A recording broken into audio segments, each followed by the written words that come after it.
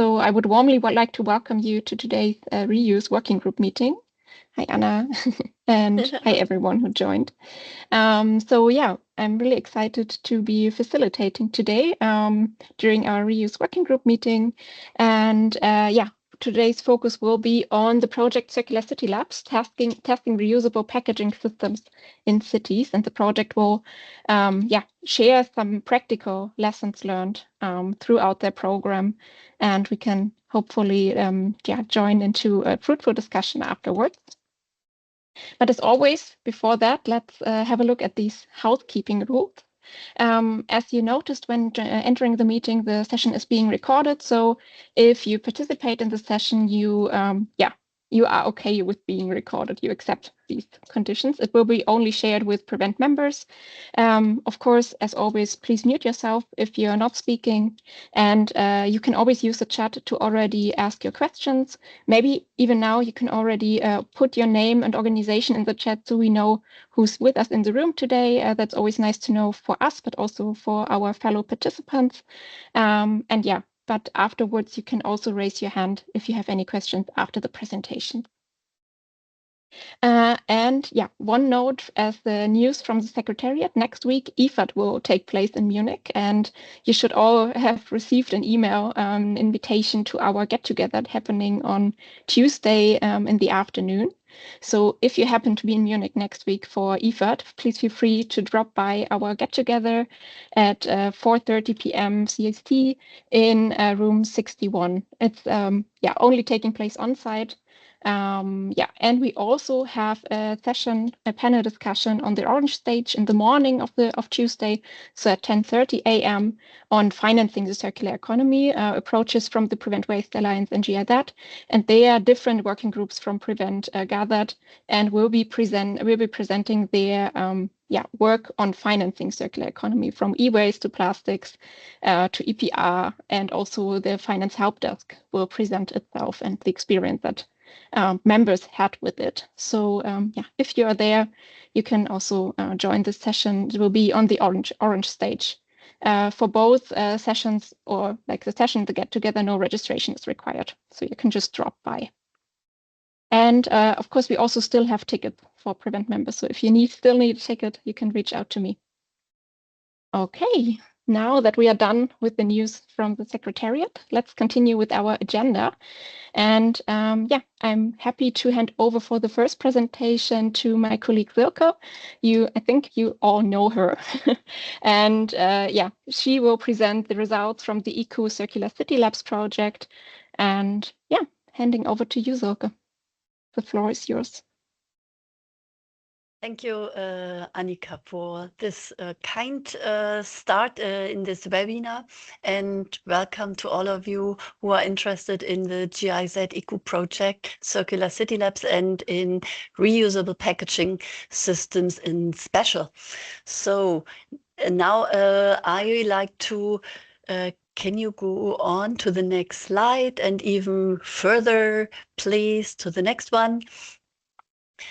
What is this project about? And I'm giving you today only a short intro in this, and have a pleasure later on to hand over to two of our pilot businesses for their results presentation. So the project aims to reduce packaging waste and greenhouse gas emissions. It focuses on piloting innovative approaches that demonstrate environmental and economic potential of reuse models in real-world settings. At the same time, the project seeks to strengthen women's participation in local circular economy by creating job opportunities, and also for entrepreneurship, but also leadership. And this initiative is financed under the ECO program by the German Ministry of Economic Cooperation and Development, supporting the testing and validation of innovative climate-relevant solutions. Please, Annika, go to the next slide. Thanks. And how did we do? What was our approach setting up the Circular City Labs project? We conducted baseline studies for country selection, and after this, acceleration programs implemented as Circular City Labs were implemented in 4 cities and countries, where companies were selected to participate in these programs, and reuse systems were supported to be piloted in those cities. In parallel, leadership trainings were offered, partially only for female participants, and to strengthen skills, but also confidence and participation in the circular economy sector.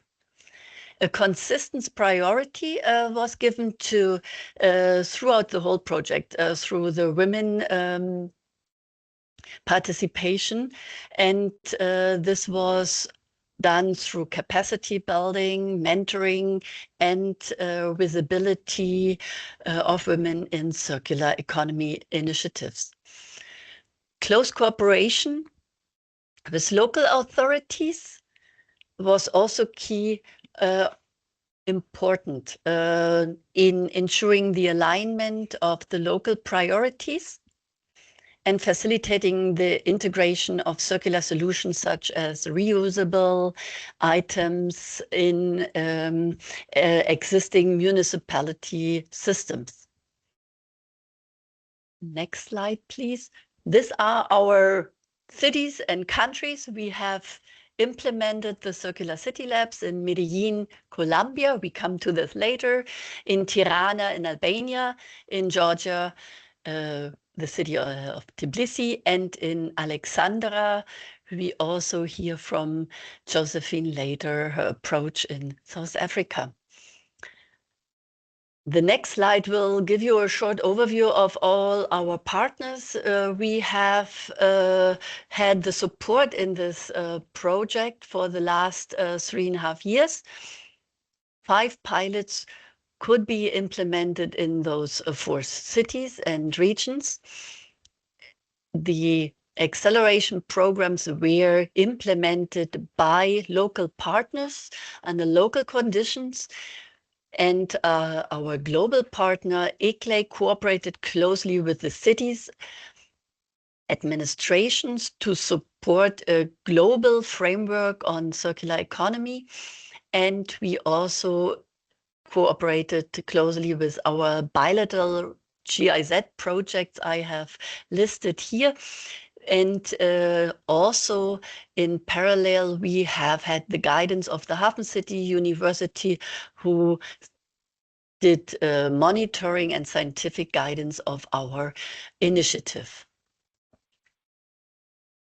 The next slide, please. What did we achieve? We could implement 5 pilot projects in the named cities. We have in the beginning, or those pilot projects have directly saved 10 tons of CO2 equivalent.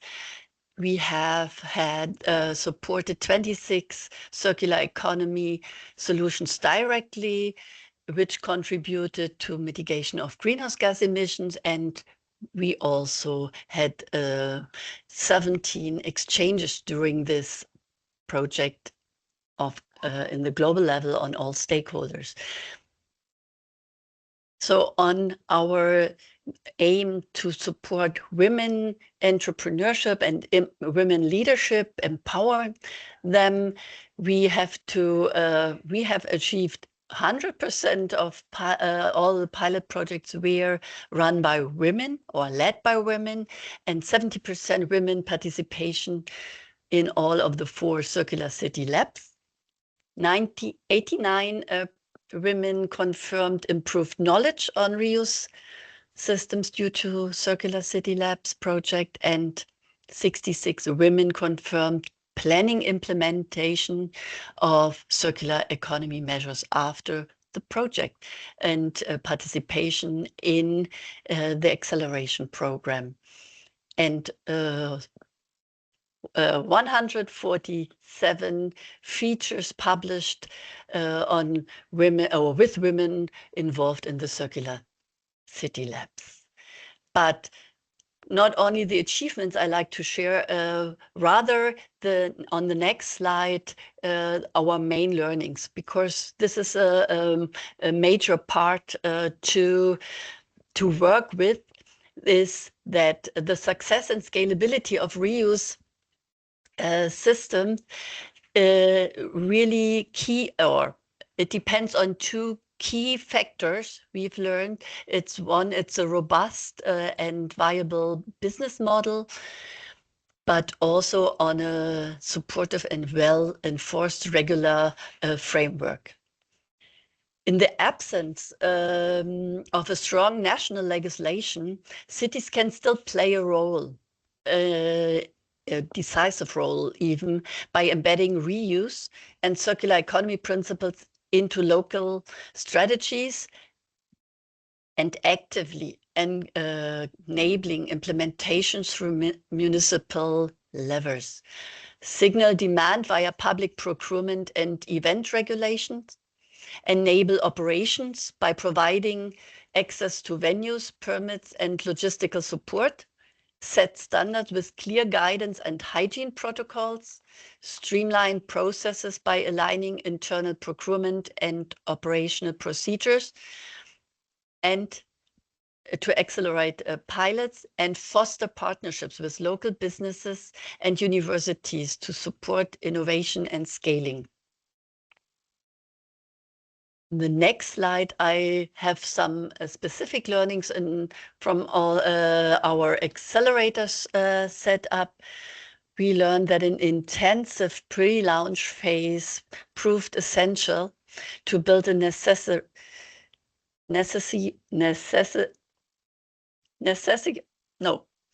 needed capacities around reuse and circular economy. And this is since a very innovative and emerging field in many of our partner countries. And that's why also for internal, but also for external partners, it is very important to have this capacity building on the topics.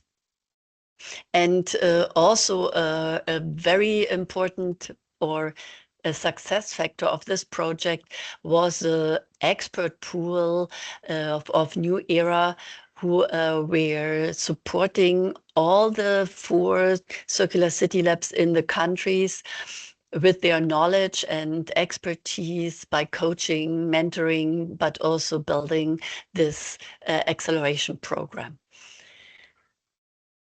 The piloting phase, on the other hand, highlighted the importance of realistic timeframes.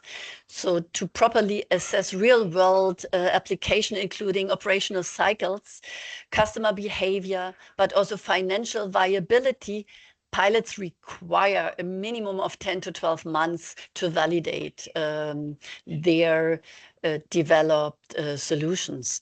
Shorter timeframes limit the ability to draw meaningful and scalable conclusions. Cities benefit most from actionable and co-created roadmaps. So rather than from high-level policy frameworks alone, we learned that practical step-by-step implementation tools developed collaboratively with them are a key enabling factor for success and sustainable adoption of circular solutions. And on the topic of gender is, or one of the main focus, showed that strengthening the role of women in the circular economy shows a clear potential for in terms of job creation, but also in leadership opportunities. However, also time is a really important factor. Achieving lasting impact requires time. and structured approaches and continuous support. So only short-term interventions are not sufficient to ensure sustainable outcomes. Thank you. And on the last slide, I have just some project informations you can find on our website. We have brochures, we have the baseline studies, we have training materials compiled, and please get back to us if you have any question and need more information in general.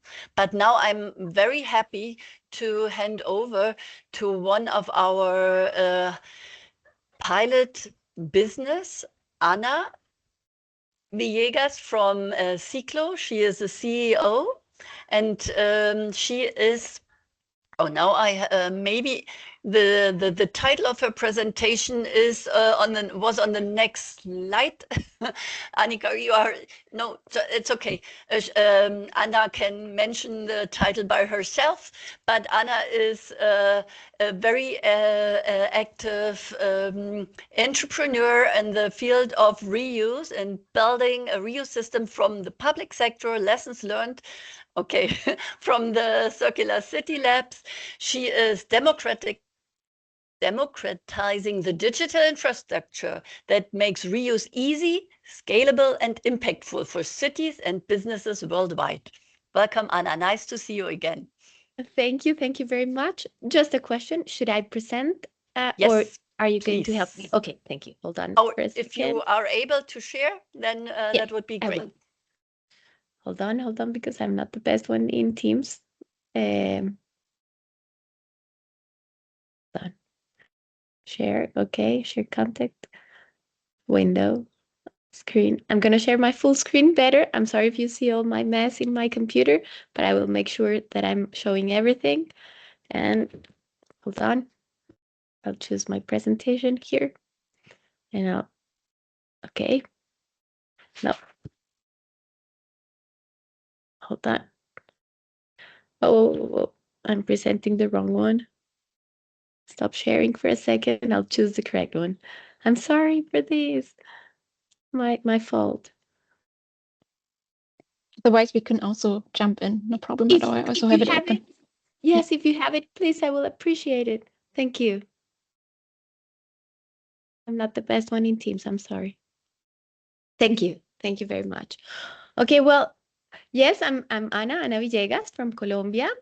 We are mainly located in Bogota, but we worked with the city of Medellin thanks to Circular City Labs under the program of EcoGiro was the name of the acceleration program here in Colombia. And what we did is that we worked next to public sector, implementing reuse solutions next to them. Can you help me with the next slide, please? So I'm gonna just tell you a little bit about Ciclo. Ciclo is really a software solution for reusable track and traceability of the items that we are placing in the market. We can work with item traceability through QR, RFID, or NFC. We are built under GS1 standards for interoperability. I hope we can reach this sooner, soon. Obviously, we offer the dashboard. We have a way to manage different kinds of incentives and integrate metrics. And we have a comfortable base on each operation conditions. And I will talk a little bit about this in the next slide. And we can also connect with existing infrastructure, for example, logistic services or different washing facilities that can support the reuse ecosystem. Can you help me with the next one, please? So what happened with Ciclo is that we start working on 2021, where we built our first app, an app that users needed and also business to make this traceability possible. But we very fast realized it was hard to scale for different reasons, and mainly because organizations have different rules under their reuse systems, and we were not having that flexibility. And also it was a very high barrier for end users to download an app, to access to the service, and also because the service is not everywhere already. So it's an app that they were going to use a very few times in the month, probably. So this is when we knew we had to build something else easier for everyone and flexible. And we had the idea to build a software as a service that can help organizations build their own rules and start their own operations without having companies like Ciclo doing everything for them.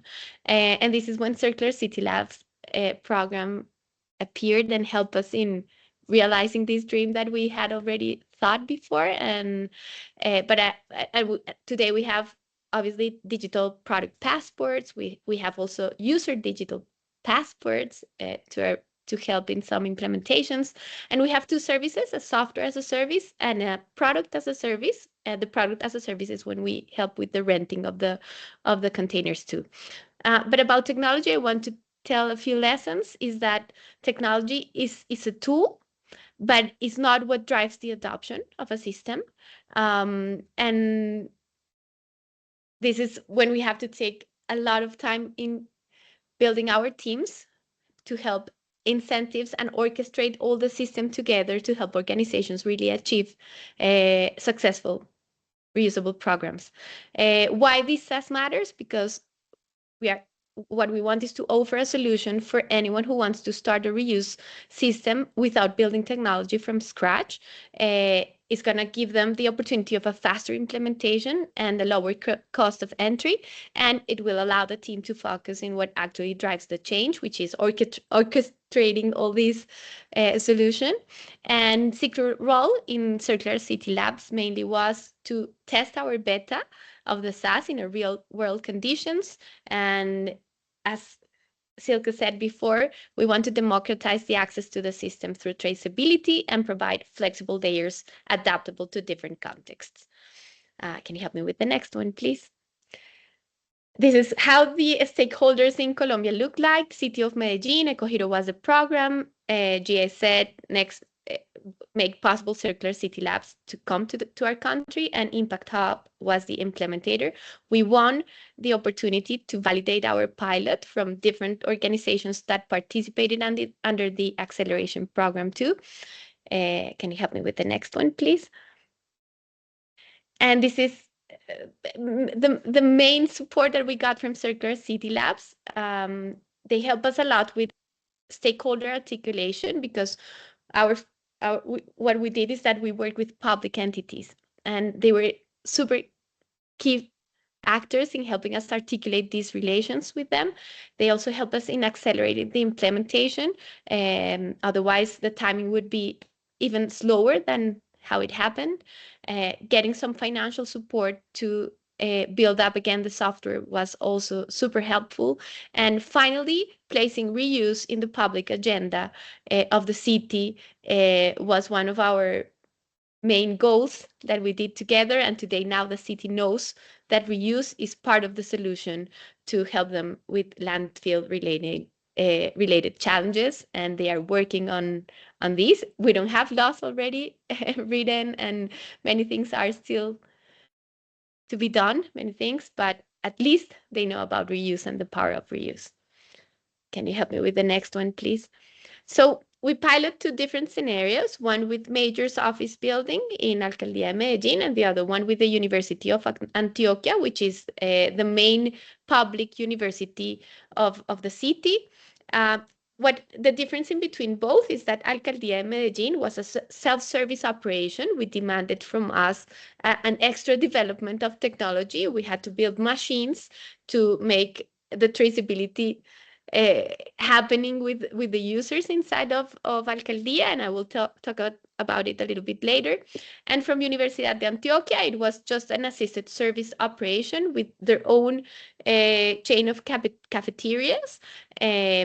This is a university of more than 45,000 students, just for you to understand the size of the community. And in the building of the Major's office, they have around 5,000 people working there, although we just selected for the pilot the room where the drivers and all the security people waits for the majors or other important people to come down and take their cars and drive somewhere else, because we realized after a study that this is a place where they consume the most of the disposable cups of coffee during the month in the building.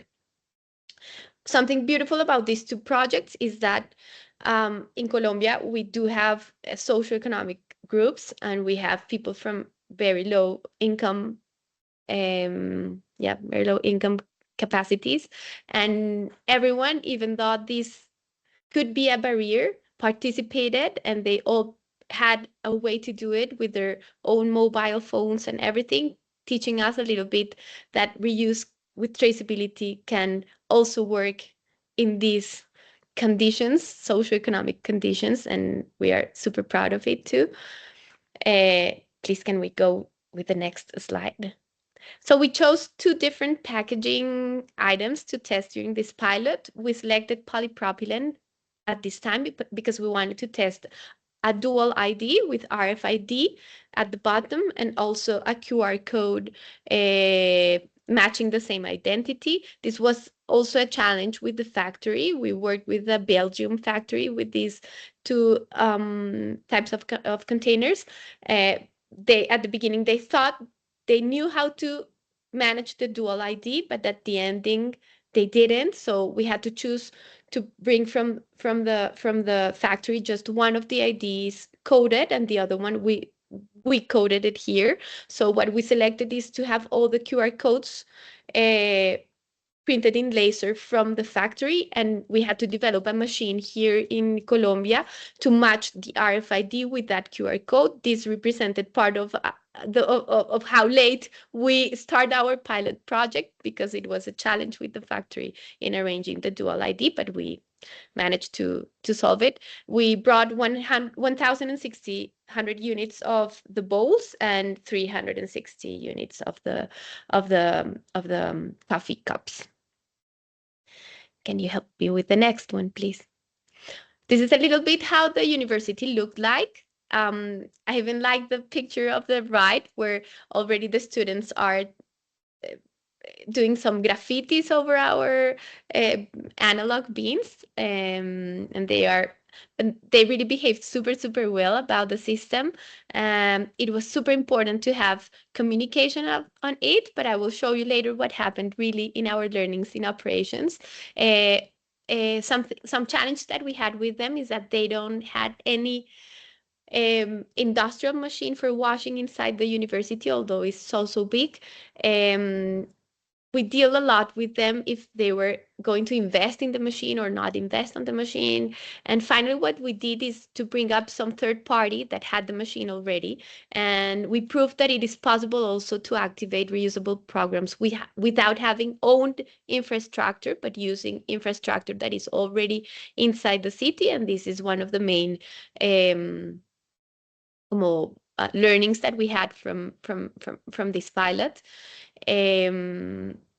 And okay, this is from university. Let's talk a little bit about what happened in Alcaldía de Medellín, or mayor's office. So we built up two machines, a dispenser, an automatic dispenser, and an automatic bin. Why we had to do this? Because nobody was attending the drivers. They are taking their coffee by their own. So it was very hard to have traceability if we didn't have machines on it. We underestimate a little bit how much work it is needed to have these two machines working reliable and stable. But finally, we did it. We have two prototypes that can be improved to get a real machine probably done in a serial way. And what was super amazing from Medellin is that the drivers were super into the project. They are not so much into technological. They are not so technological using their cell phones, although we onboarded them, we helped them download the digital user passport of Ciclo, and they had it already in their wallets, and they were super happy in realizing how the wallets in a cell phone worked.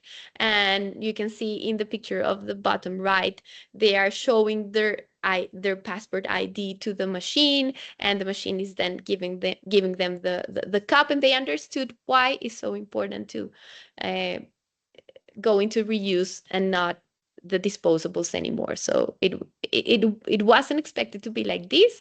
The mayor's office were a little bit afraid if these people was gonna use the system, and the good news is that they were super motivated.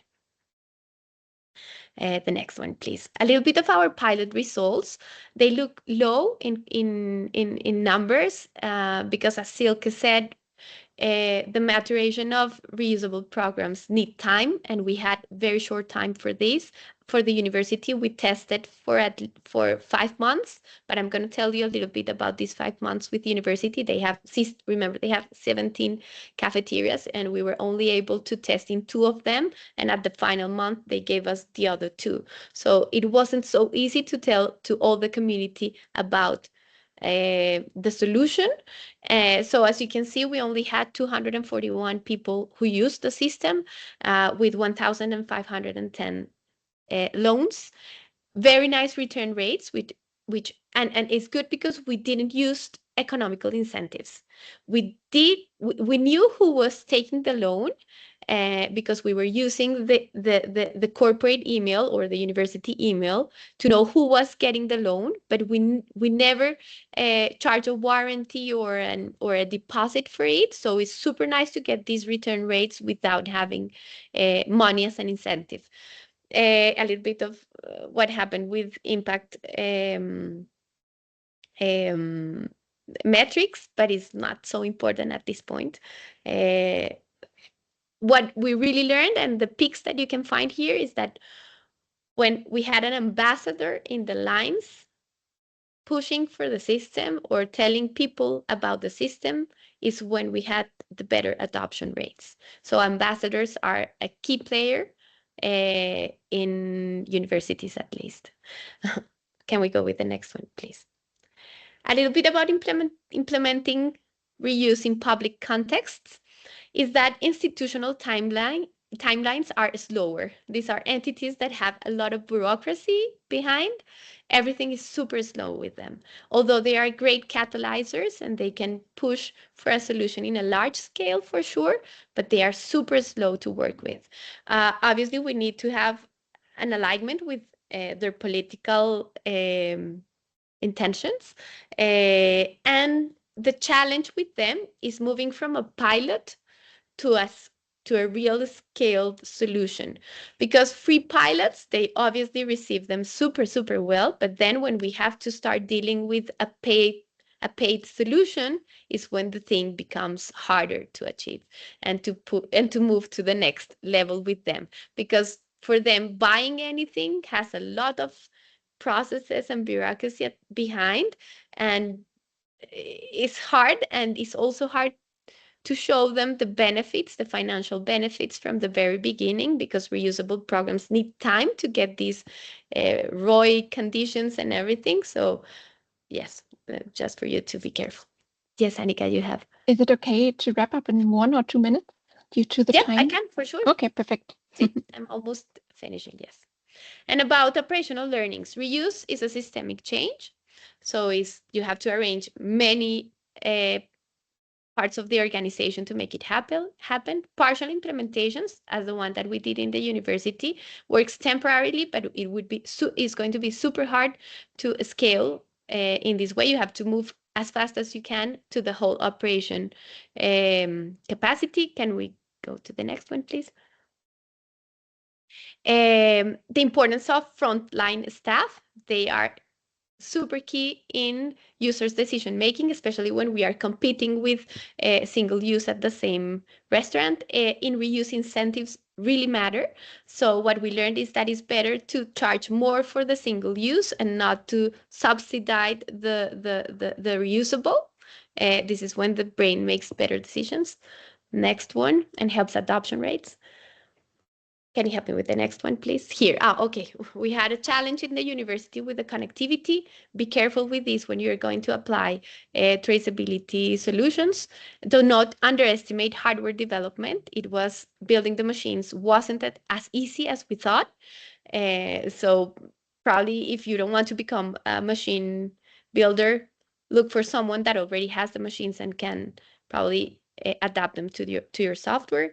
The next one.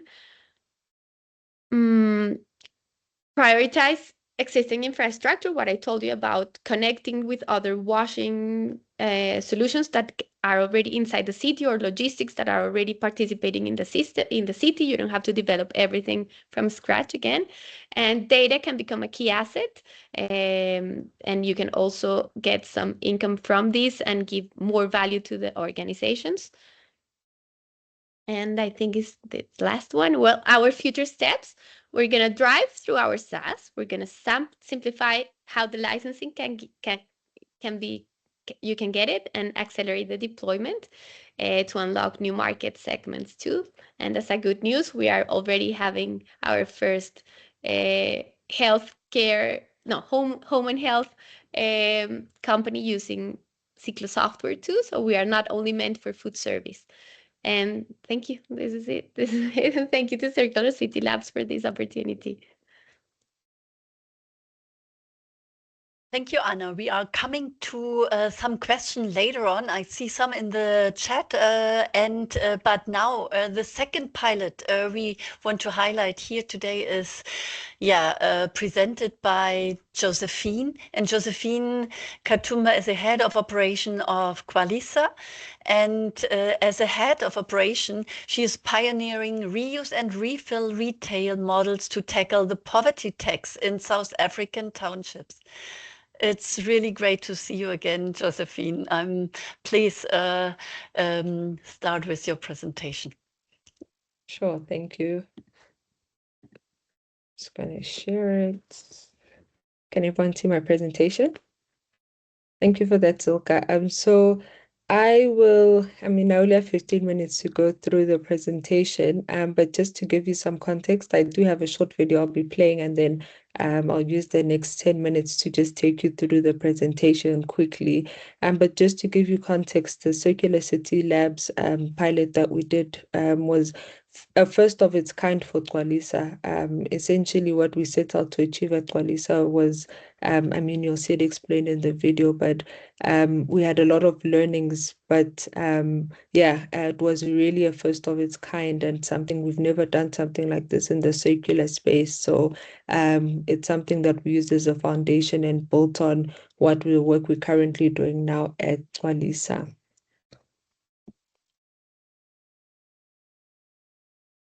Alexandra is a very dynamic township. It's filled with very dynamic people from all walks of life. It's a very densely populated area. So it's just a melting pot of different cultures, different people, different ages, just to make up what is called Alexandra. My name is Josephine Katumba, and this is the story of Qualisa. Qualisa means fill up in isiZulu. So the name speaks for itself in what we do.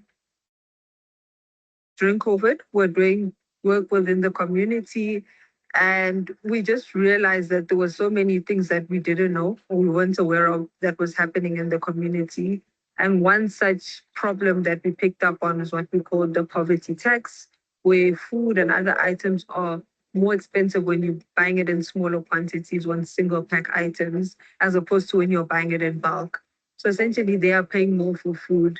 And we realized that something has to be done about this, and that's how the idea for Twalisa came about. We've got 4 lovely ambassadors, 4 ladies. They teach us and they show us what would work within the community because they're from the community.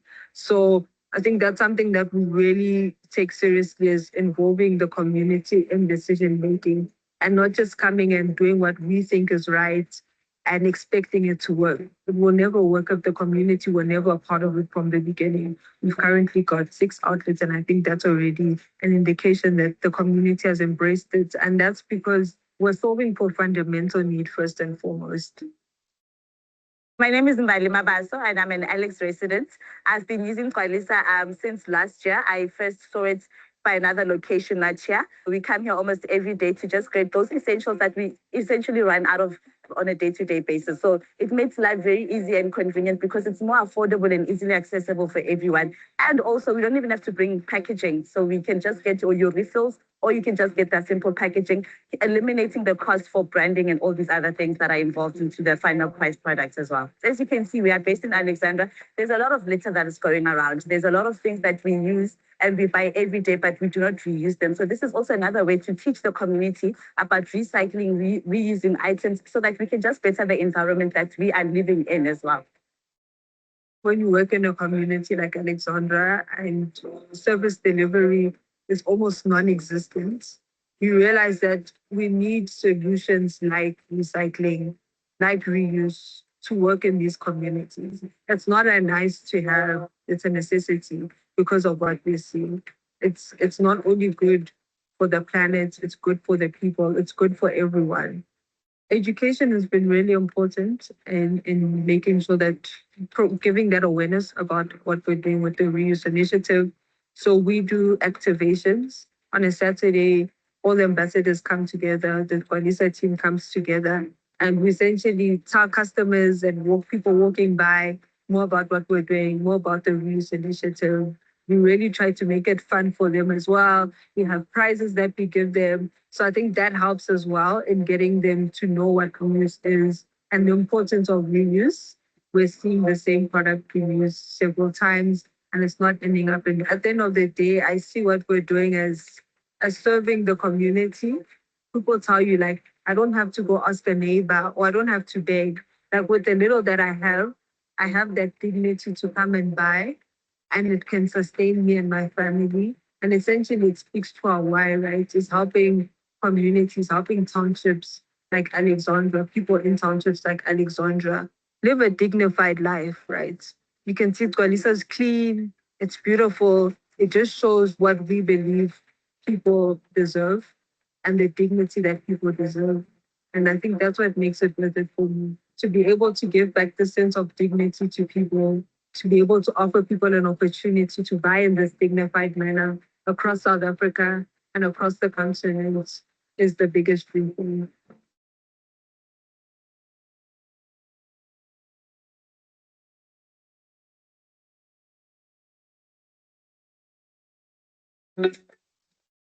Yeah, so I think that was just in a nutshell. So you also have, when I speak of Gwalisa, you have the image in your head on what it is that we were doing.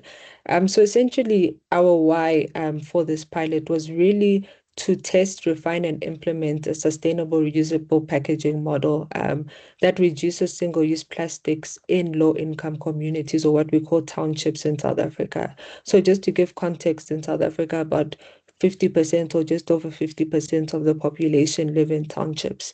And it's often, when we talk about circularity, and we talk about models like reuse, places like townships are often forgotten about, or they're overlooked because people think that, people who live in those areas won't really care.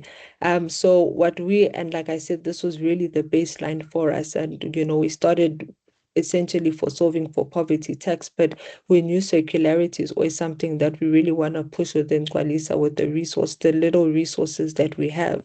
So with the pilot, we aim to empower our customers to make smarter shopping choices through reuse, create economic opportunities for young women within the community, and to essentially build a foundation for circular economy solution that can be scaled beyond the pilot phase.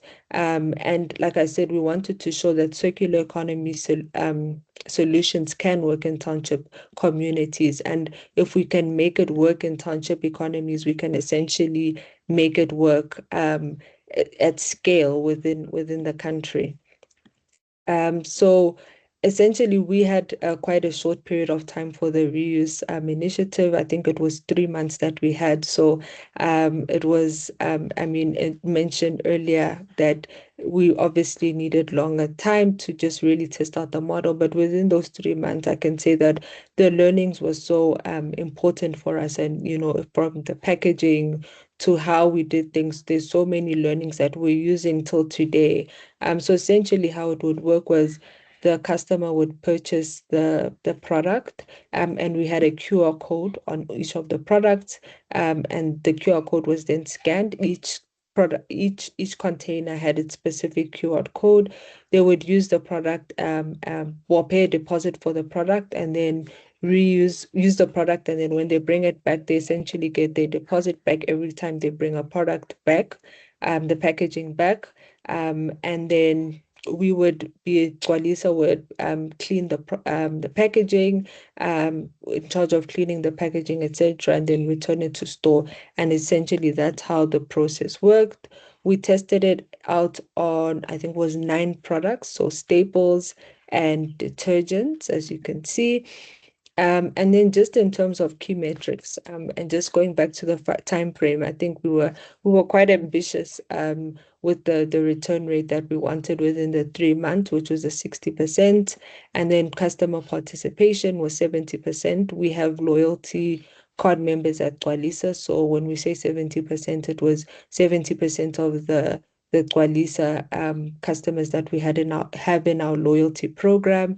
And then the consumer engagement was 1,000+ interactions.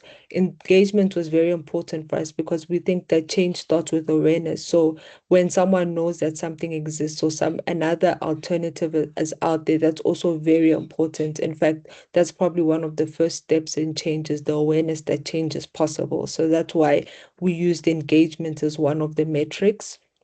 And then female participation. I think Zilka mentioned that part of the CCL project, what was very important was just female participation in the project overall. So we did create 4 full-time jobs, and some of the ladies are still working with Gwalisa till date. So quickly, just to take you through some of the results. We had 4 of the ladies from the community who were essentially the ambassadors at each of the stores, or at 4 of the stores, who would tell customers about reuse, teach them about the initiative, and essentially engage them in returning the packaging to the stores. So then for the return metrics, over the 3 months, we had just the return rates set at just over 35%. Like I mentioned, the target was 60%, so we were quite ambitious. But, after, like I said, when we just dived into it, and I mean, even during the pilot, we had a lot of experts we spoke to, and sessions with experts. You realize that it takes, just to form the habit, it takes about 3 months, which was the duration of the pilot. So we are now measuring again adoption, the reuse to now, because we're almost a year in with reuse, and we just want to see how customers are still using it. So the customer participation was 71% of our customers who participated in this, which was just over what we had targeted. And then the engagement was quite good in terms of social media engagement, and just participation within the community. We did have a lot of awareness on reuse, and I think a lot of people then were interested and just involved in the pilot. So just to quickly go in 2 minutes, I'll try to go through some key insights. In terms of just gender, so we gathered these insights during the pilot. 81% was female. So we realized that the inference here was that reuse is largely driven by women. So these are primary household shoppers and change agents within the communities which we work in. How customers get to the stores. So most of our customers, 94% of the customers who participated in reuse, they walk to the stores. So I mean, for that, it was that it beyond even just reuse, we look at, like, in some areas, well, in South Africa in particular, in most areas out of townships, you have to drive everywhere, which is quite different, for example, to Europe, where you can walk to places. So this was something that was really meaningful for us, that beyond the results of reuse, we also know that customers are just contributing less to transport emissions. And then the motivation that we found for the reuse was 51% said that deposit system, where then eventually they get their deposit back, but they're also saving more when they get the cash back on the reuse, was a big motivator, but also environmental, to support the environment. Environmental care is a strong motivator.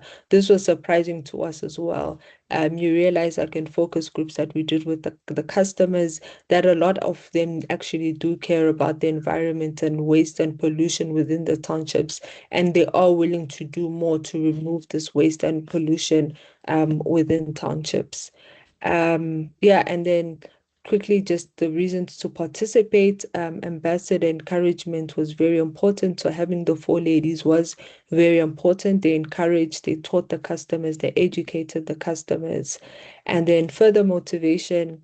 The first one was obviously 58% in more cashback, which was obvious, money talks, as they say. And then rewards, and was also something that they said that would motivate them, and get them into the habit of reuse. But the biggest thing was reminding and encouraging our customers a key lesson. They need consistent reinforcement to internalize reuse as a habit, reinforce positive habits. Like we said, many attributed the cashback or rewards, help them to bring back the packaging, and then just training and empowering our team further, to educate customers in what we were doing. Sorry, I had to really run through it, but if anyone wants the presentation or has any other questions, here's my email address, and you can follow us on social media as well. Thank you. Great, Josephine. Thank you so much also for showing this video all time. I see this, it's very moving, and thanks so much for your initiative and engagement, both of you. So I come to the question and quickly summarize two questions Sibylle was raising, maybe to both of you. You can both have an answer. So which material did you choose for the reusable containers, and why? And what did the system look like before the introduction of single-use plastics even? And is going back to these systems as, probably glass or emal or porcelain, also would this have been an option? Anna, I know that you use stainless steel containers, so please. See. At the beginning of Ciclo, we chose stainless steel containers. They are great for delivery, for example, because restaurants' deliveries run just in one bag or two bags at least to one apartment or house. And they work super, super good. But when we are talking about implementations on site, where people is taking the containers on site, dealing in the bins with the stainless steel is too heavy. So it will demand a special bin to take care of these weight of and also in operations, logistics operations is going to be, when you're moving massive amounts of it, is too heavy. This is why we moved to polypropylene, and also because we were applying RFID, and RFID, because of some interference situations that can be presented with the metal, in polypropylene can be salt and work better. And polypropylene is also a resin that can be is recyclable, and it also offers a lot of use cycles. We are talking about 500 cycles at least, so it works too. Obviously, we love stainless steel, but there's challenges when the operation is in large quantities. And this is about material from our side. Josephine, would you like to add on this as well? Yeah, sure. I'll jump in. So from the onset, we used the polypropylene plastic. And as I mentioned, I think beyond the context of what we were doing, there were other partners involved in the South African context, and some guidelines were given to us in the beginning. But as I mentioned, I think throughout the process, we did realize that some alternatives can be used and can be brought in. But in terms of the guidelines that we were given, unfortunately, polypropylene was the best that we could go for. But yeah, there was more context behind it. But like I mentioned as well, it was the first time us implementing something like this. And I think the idea was for us to learn from it. And one of the learnings, and Zilko was also a part of really educating us on that as well, and helping us navigate that, was around the packaging and materials that we can use going forward. Thank you. Sibylle, I'm happy to talk to you on this in a separate meeting. At this time, we have not to have too much time left, and maybe also to allow other questions. There was a question about oh, sorry. Yeah, charging more for single-use plastic, would it be a good thing? I can also use this strategy for our pilot site at a college canteen. So that's from Saroy. But Annika, I think there was a There's question. one more question by Malaika. Yep. Did you find that the deposit on packaging was a barrier for entry? I think it was to Josephine. Yeah, so one of the things that we made sure from the beginning was that we overall it adds up. So the deposit that we had put in and the amount of times they returned the packaging, we made sure that the customers realized the saving overall. So the deposit was very nominal, and we used the ambassadors obviously to educate customers on the fact that although they're paying the deposit, the savings overall in the long term made it worth it. But also the deposit we made sure was nominal, so that it really wasn't a barrier for most of our customers. And we found that we didn't really have many complaints about the deposit, because I think that we really just made sure the fact that customers understood the savings in the long run when they got the deposit back, and just overall when they started reusing the packaging more, they were paying less than someone who was not using the reuse system. Thank you. Is there anyone who wants to open the mic and have another question? If this is not a case, Françoise, are you with us? You have an announcement. I promise to give you 2 minutes at the end. Yeah, Hi. here I'm You here. know Hi. both of them. Yeah, very nice to see all of you. Yeah, I have an announcement.